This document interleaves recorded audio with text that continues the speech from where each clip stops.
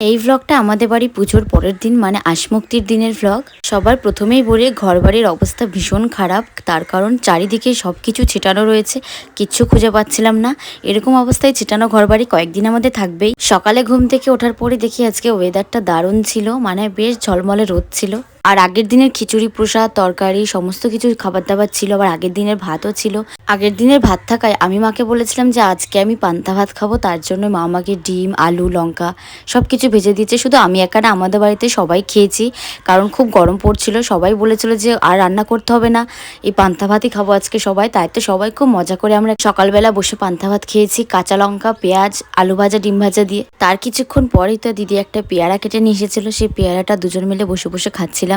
এর মাঝে দিদি স্নান করা হয়ে গেছে। বাড়িতে আমাদের অনেক কাজবাজ থাকলেও সেই সমস্ত কাজবাজ আমাদের ছিল না, মা দিদা মামি ওরাই সবাই মিলে করছিল, আমাদের কোনো কাজকর্ম করতে হয়নি। আজ যেহেতু আশমুক্তি তার জন্য মাছ তো থাকবেই। এদিকে মামি আর মা দুজন মিলে সকালবেলা মাছ ধুয়ে নিয়েছে, আর সমস্ত তরকারি যা যা কাটাকুটি মশলা বাটা যা আছে সবাই মিলে সবকিছু করে নিয়েছে। এখন শুধু আমার মা রান্না বান্না করছে, এদিকে একে একে মাছ ভাজছে। আর সেদিন খুব গরম ছিল আর ভীষণ রোদ ছিল বাইরে।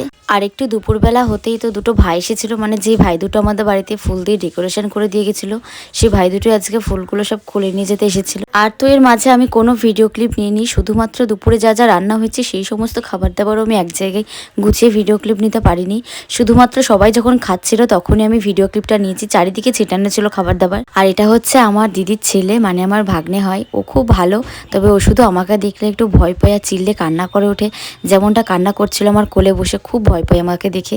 সবাই একসাথে বসে খাওয়ার আমি কোনো ভিডিও ক্লিপ নিতে পারিনি, কারণ সবাই এক এক করে খেয়েছিলাম।